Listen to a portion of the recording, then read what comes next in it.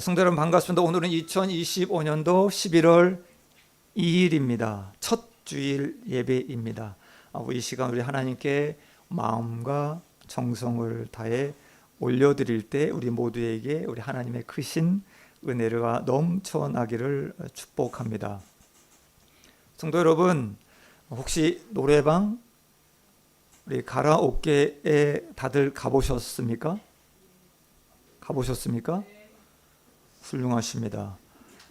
저는 아이들 어릴 때 몇 번 가보고 거의 한 20년 가까이 가보지 못한 것 같습니다. 여러분들은 어떤 노래를 가장 좋아하십니까? 재즈, 발라드, 아니면 우르르 캉캉 울리는 이런 락, 여러 가지 종류가 있을 텐데 노래는 슬플 때도 기쁠 때도 사람들의 마음에 큰 영향을 준다는 좀 생각이 듭니다. 일제강점기 때 우리 선진들은 울밑에선 봉선하여 내 모양이 처량하다 라는 노래를 부르며 서로를 달래며 슬픔을 이기고 살아갔습니다. 6.25 전쟁 또는 한국 전쟁 직후에는 단장의 미아리 고개라는 최고로 인기 있는 가요가 있었습니다. 우리 청년들은 이 노래를 잘 알지 못할 것 같습니다만 제 어린 시절에는 무수히 들었던 노래입니다. 그때 사람들은 이 노래를 부르며 전쟁으로 인한 그 아픔 그리고 슬픔 그리고 상처를 달랬던 것 같습니다. 세종대왕은 한글을 가르치기 위해 노래를 만들어 유포했습니다. 흑인 영가는 흑인들의 그 처참했던 그 아픔, 그 노예의 삶에 대한 애안이 담겨 있습니다. 스포츠를 관람하며 응원하는 응원가도 매우 많습니다. 우리 교회 모 집사님 응원하는 모 회사가 이번에 프로야구에서 우승을 했습니다. 그 회사를 응원하는 사람들은 응원가를 얼마나 많이 불렀겠습니까? 아마도 목이 터져라 불렀을 것입니다. 잊을 수 없는 2002년도의 월드컵, 그때 우리나라는 대한민국 구호와 함께 그리고 여러분 잘 아시는 승리를 위하여 라는 노래를 하나 되어서 불렀던 것 같습니다. 지금은 세계 어느 곳에서나 K-팝이 휩쓸고 있습니다. 이처럼 옛날이나 지금이나 사람이 사는 어느 곳에서나 그 중심에는 노래가 있었습니다. 노래는 사람들의 마음을 대변해 주기도 합니다. 그리고 우리의 정서에 지대한 영향을 미치고 있습니다. 한 노래가 유행하려면 그 가수는 그 노래를 한 2만 번 정도 불러야 한다고 합니다. 특히 이별의 슬픔 또는 죽음을 노래하는 가수는 이 노래에 정신이 지배를 당하지 않기 위해서 몸부림을 쳐야 한다고 합니다. 이렇게 세상 노래도 우리의 마음을 타치하고 영향을 미칩니다. 여러분 잘 아시는 불후의 명곡을 가끔 보면 가수들의 노래를 하는 그 순간에 방청객이 그 노래를 들으면서 눈물을 흘리는 것을 가끔 봅니다. 우리의 마음에 깊은 울림을 주는 감동적인 노래가 얼마나 많은지 모릅니다. 하나님도 하나님의 자녀인 저와 여러분에게 노래를 주셨습니다. 세상 사람들이 알 수 없는 찬송을 주셨습니다. 우리의 마음과 영까지 터치해주는 찬송을 주셨습니다. 사랑하는 여러분, 요즘 성도 여러분은 어떤 노래를 부르고 계십니까? 어떤 노래를 부르고 계십니까? 역대기 기자는 포로에서 돌아온 그 이스라엘 백성들에게 그리고 힘든 삶을 살아내고 있는 우리에게 말씀하십니다. 찬송을 부르라. 찬송을 부르라. 교훈해 주고 있습니다. 저는 오늘 역대하 20장을 통해서 왜 찬송을 불러야 하는지 같이 살펴보면서 은혜를 나누고자 합니다. 첫 번째입니다. 왜 찬송을 불러야 하나? 찬송은 믿음의 선포이기 때문입니다. 역대하 20장 1절부터 19절까지에는 이런 이야기가 나옵니다. 여호사밧이라는 왕, 그는 남유다의 네 번째 왕입니다. 여호와 보시기에 선한 왕으로 인정받았던 왕입니다.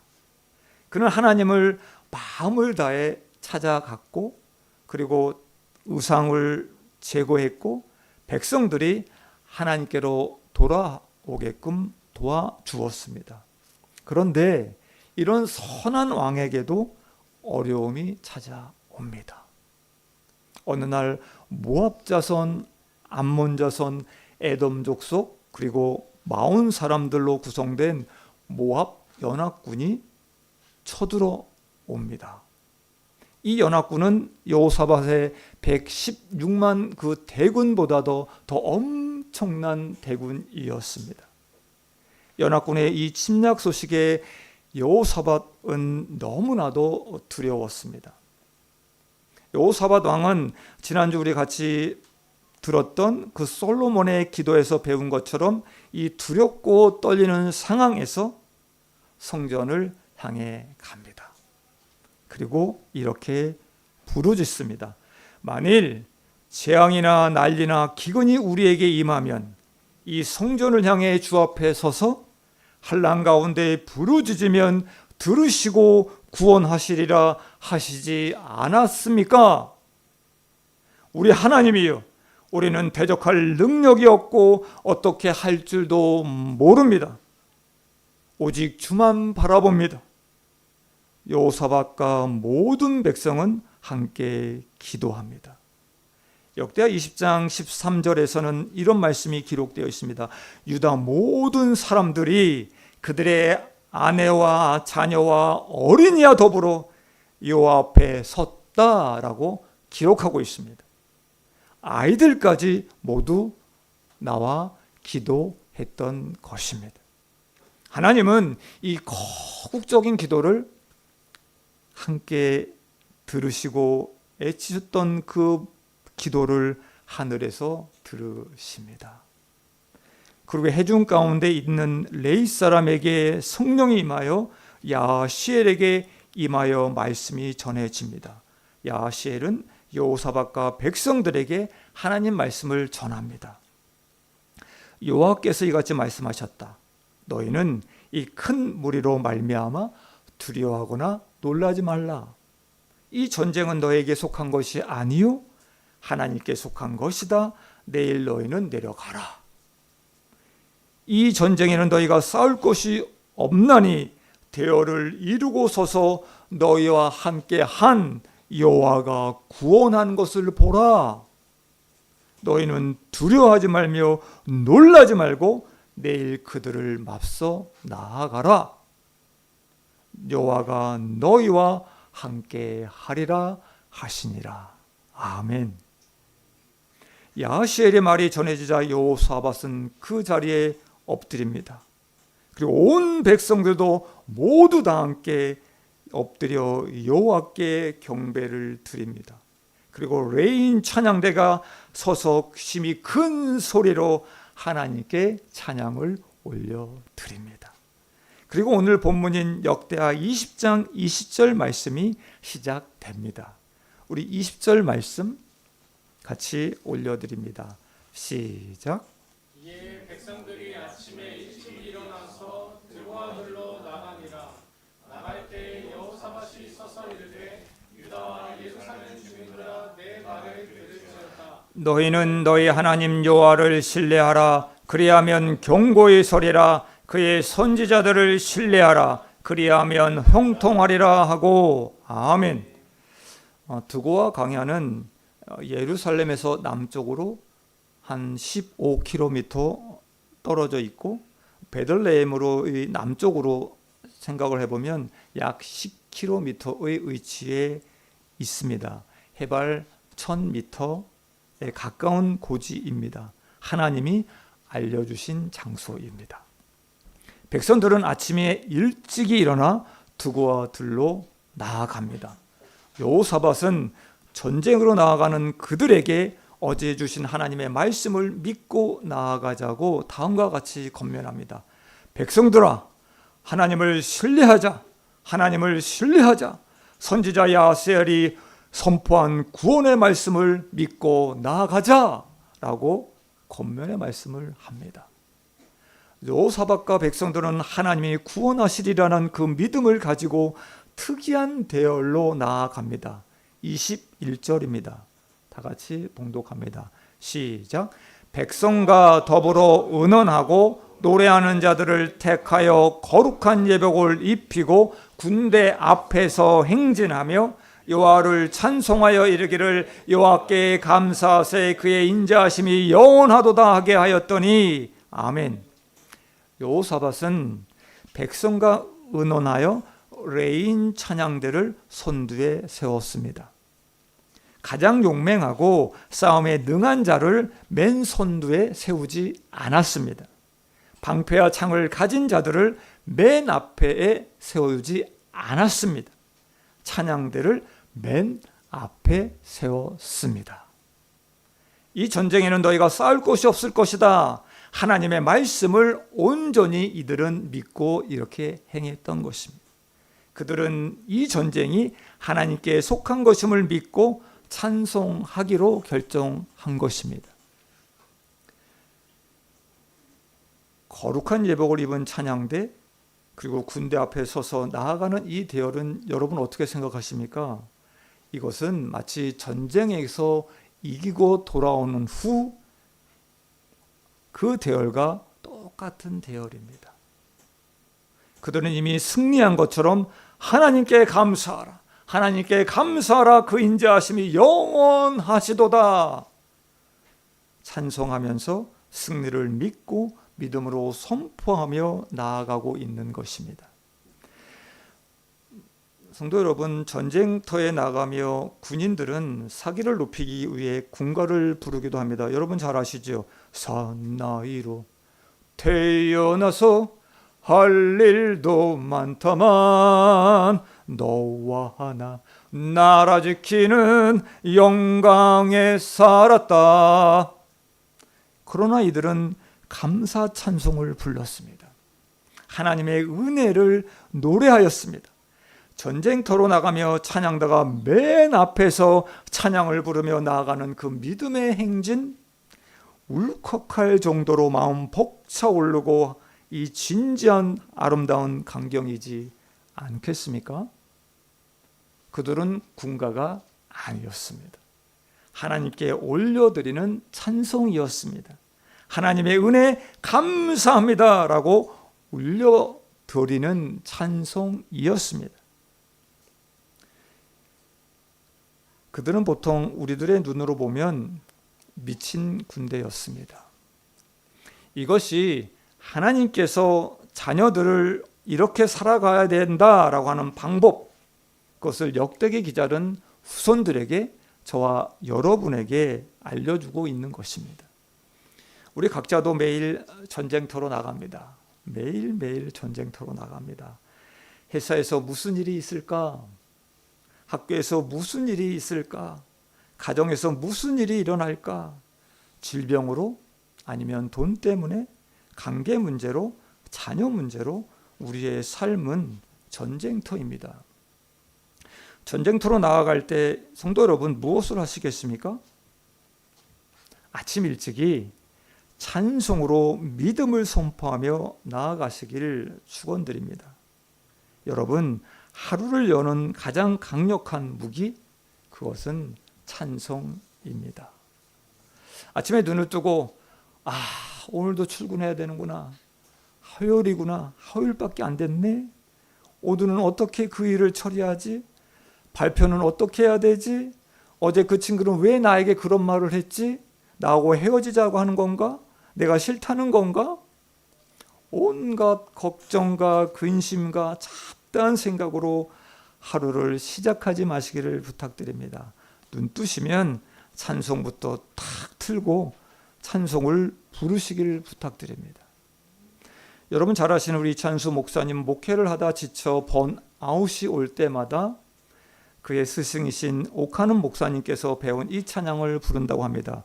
사막에 샘이 넘쳐 흐르리라, 사막에 꽃이 피어 향내 내리라, 주님이 다스릴 그 나라가 되면은 사막이 꽃동산 되리.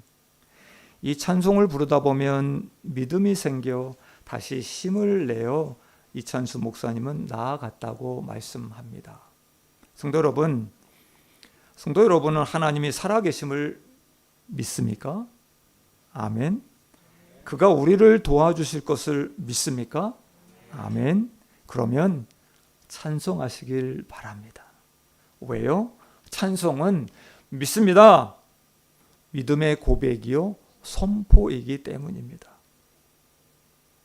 아침에 우리 일어나시면 나의 찬송을 부르시기를 부탁드립니다. 두 번째입니다.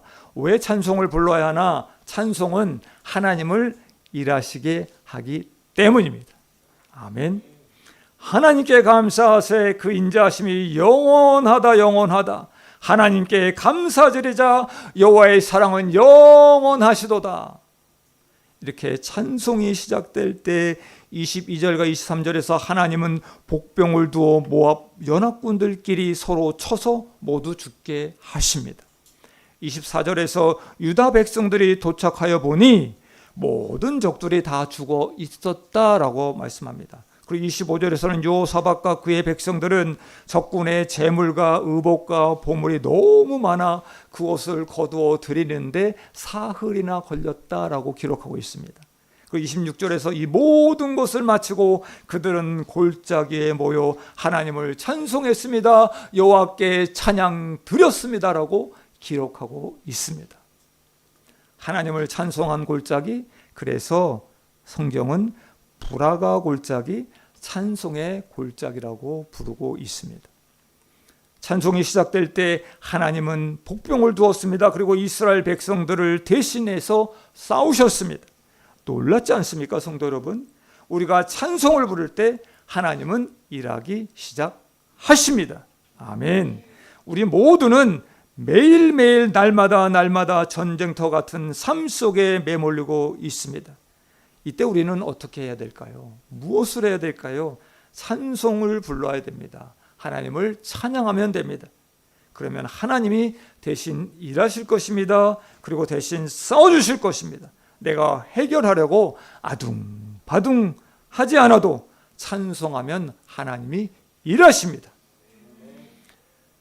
다윗은 평생을 찬양하며 살았던 왕으로 유명합니다. 아들 압살롬이 반역을 일으켜 버선발로 도망가는 신세가 되었을 때도 다윗 왕은 찬양을 올려드립니다. 그때 하나님은 압살롬을 어리석게 하셔서 패하게 하십니다. 수많은 전쟁터에 나갈 때마다 다윗은 항상 찬양을 올려드렸습니다. 하나님은 이런 다윗을 모든 전쟁에서 승리하게 해주셨습니다. 밥부당의 그 엄청난 직무를 하면서도 찬양을 멈추지 않은 그 다윗, 하나님은 이 다윗에게 통일 이스라엘 왕국을 이루게 하셨고 다윗의 가문에서 왕이 끊어지지 않는 축복을 주셨습니다. 찬송은 하나님을 일하게 합니다. 아멘. 그래서 찬송은 우리의 능력이 되게 하십니다. 아멘. 성도 여러분, 나의 스펙, 나의 지식, 나의 경험, 이것을 내세우는 것보다 전능하신 하나님이 일하시는 것이 훨씬 유리하지 않습니까? 찬송하면 능력의 하나님이 먼저 가서 일해 주십니다. 찬송하면 전쟁터에 앞서가서 싸우십니다. 그 전쟁을 평정해 주십니다. 우리는 단지 전리품만 거두어 드리면 됩니다. 이 방법으로 살아보지 않겠습니까? 유튜브에 가끔 들어가 보면 이 올라오는 제목들을 보면 신기한 것들이 있습니다. 관절염 사기 이겨낸 비법, 혈당 스파이크 낮추는 초간단 운동, 잠보다 강력하다, 진짜 휴식 루틴 딱 5분만 해보세요. 건강에 좋다는 정보가 넘쳐납니다. 유튜브에 나오는 정보대로 한다면 아마도 아플 사람 단 한 사람도 없을 것 같습니다. 그런데 여러분, 병원에 가보시면 아픈 사람이 너무 많습니다. 왜요? 그냥 유튜브의 정보를 보기만 하고 실천하지 않기 때문입니다. 그럼 어떻게 해야 합니까? 귀찮아도, 시간이 없어도 시간을 내서 그것을 해야만 내 것이 됩니다. 저 아내는 요즘 밥을 먹고 나면 혈당 스파이크 운동을 유튜브를 틀어놓고 한 12분 정도, 한 15분 정도를 따라 합니다. 그랬더니 신기하게도, 성도 여러분, 신기하게도 뱃살이 빠집니다. 밥 먹자마자 그렇게 졸리던 식권 정도 다 사라집니다. 다음에 혈액 검사하면 당 수치가 얼마나 나올지 궁금합니다. 아무리 좋은 것이라도 아는 것으로 끝나면 아무것도 아닙니다. 루틴을 만들어서 반복해야만 됩니다. 그리고 변화가 생길 것이고 그것이 내 것이 될 것입니다. 찬송을 불러야, 찬양을 올려드려야 하나님이 일하십니다. 아멘. 이 말씀을 듣고 은혜 받았어 라고 끝나면 안 됩니다. 루틴을 만들어서 하시길 부탁드립니다. 그래야 그것이 나의 축복이 됩니다. 그리고 하나님을 경험할 수 있는 것입니다. 하버드 대학의 신경학 박사이신 그 리사 제노마가 쓴 책이 있습니다. 기억의 뇌과학이라는 책에서 기억을 이렇게 설명하고 있습니다. 기억은 정원을 가꾸는 것과 같다라고. 의미 있는 것을 의미 있게 여기고 자꾸 반복하고 자꾸 재생하고 그러면 그 기억이 인생을 이끌어 간다는 것입니다. 과거의 나쁜 기억을 생각하고 그것을 자꾸 재생하는 사람들은 그 기억이 그의 인생을 끌고 갑니다. 그리고 결국 불행한 인생을 산다는 것입니다. 여러분, 찬송을 자꾸 반복하십시오. 찬송의 루틴을 만들어서 자주 재생 버튼을 누르시길 부탁드립니다. 찬송은 하나님을 기억하게 합니다. 자주 재생할수록 그 찬송이 저와 여러분에게 믿음을 줄 것입니다. 아멘. 그 찬송이 하나님을 일하시게 만듭니다. 바쁜 일정 가운데 그 밀려있는 저 뒤에 있는 하나님, 그 하나님을 맨 앞으로 끌어내시기를 부탁드립니다. 수많은 전쟁 속에서 그 싸움 가운데 나의 찬송, 나의 찬양의 루틴 만드시기를 부탁드립니다. 그러면 그 찬양이 나를 이끌어 갈 것입니다. 그리고 전쟁에서 승리하게 하실 것입니다. 우리 많은 분들이 말씀합니다. 찬양은 곡조 있는 기도다라고 말씀합니다. 정말 주옥 같은 찬양들이 너무나 많습니다. 찬양은 수많은 사람들이 살아가면서 부딪히는 온갖 많은 상황 속에서 성령의 은혜로 만들어진 것입니다. 그래서 찬양할 때 그것이 위로가 됩니다. 그리고 그것이 힘이 됩니다. 그리고 그것이 믿음이 되고 그것을 통해서 저희들이 살아갈 희망을 갖게 되는 것입니다. 성도 여러분, 저는 구원받고 얼마 되지 않아서 여러분 잘 아시는 하나님의 은혜로 이 쓸데없는 자, 이 찬송을 얼마나 불렀는지 모릅니다. 그 가사가 저희 믿음의 고백이 됩니다. 그리고 출근하면서도 회사에서 일하면서도 계속 마음으로 불렀습니다. 이 쓸데없는 죄인, 구원하신 그 하나님께 찬양을 드리고 또 드리고 또 드리며 은혜에 젖어 살았습니다. 요즘에는 저희들 역대하 말씀을 끝냈고 그때 새벽에 묵상하면서 하루하루의 은혜, 그 은혜가 얼마나 소중한지를 깨닫게 되었습니다. 그런데 하루의 은혜라는 찬양이 있는 것을 보고 깜짝 놀랐습니다. 하루의 은혜. 요즘 하루의 은혜라는 찬양이 나의 찬송이 되었습니다. 그래서 아내와 자주 부르곤 합니다. 하루의 은혜라는 찬양을 작성하신 분이 최영천 목사님이십니다. 이 목사님은 오랫동안 청년 사역을 하시면서 어려움을 겪는 청년들의 이야기를 들으셨고, 그래서 시편 25편의 5절의 말씀을 묵상하시다가 하루를 살 힘을 얻는 은혜를 경험하신 후에 이 찬양곡을 썼다고 합니다. 하루의 은혜, 찬양의 일부 부분입니다. 제가 읽어드리겠습니다. 살아가기에 두려운 하루, 순종하기에 무거운 하루, 나의 힘 다해 정성을 다해 내 주님께 온맘 다해 주만 바라봅니다. 하루의 은혜가 내 삶에 임하여 문제가 기도가 되고 아픔이 자랑되어 하나님의 사랑 드러나게 하소서. 하루를 살아갈 힘 주소서. 하루의 은혜라는 찬양을 아침에 부르며 그 찬양이 저희 기도가 되었습니다. 그리고 믿음의 고백이 되었습니다. 찬송은 하나님 말씀입니다. 기도입니다. 우리의 믿음을 담은 곡조입니다. 이 찬양이 저희를 부르시는 그날까지 우리를 이끌어 갈 수 있다면 얼마나 좋은지 모르겠습니다. 여러분, 믿음의 고백을 담은 나의 찬송이 있길 부탁드립니다. 나의 찬송. 나의 찬송을 아침에 운전하면서 걸어가면서 전철 안에서도 부르시며 살아가시기를 부탁드립니다. 아마도 찬송을 하는 날과 찬송을 하지 않는 날, 아마 하늘과 땅만큼 차이가 있다는 것을 느끼실 것입니다. 나의 찬송이 이 한 주간 나를 이끌어갈 수 있길 축복드립니다. 찬송에 내 믿음의 고백을 담아 우리 행진합시다. 찬양하는 그 길에서 하나님의 일하심을 볼 것입니다. 그리고 그 기이한 도우심을 여러분들 다음 주에 간증 부탁드리겠습니다.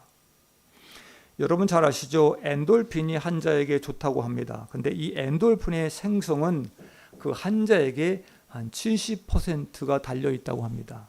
근데 엔돌핀의 4,000배가 넘는 나이돌핀이라는 것이 있습니다. 미국의 기독병원에서 조사한 결과 찬양하는 사람에게 이 나이돌핀이 생성이 된다고 합니다. 원망하지 말고 찬양하면 찬양의 능력을 저와 여러분은 경험할 수 있습니다. 찬양은 하나님이 하신 일을 기억하게 합니다.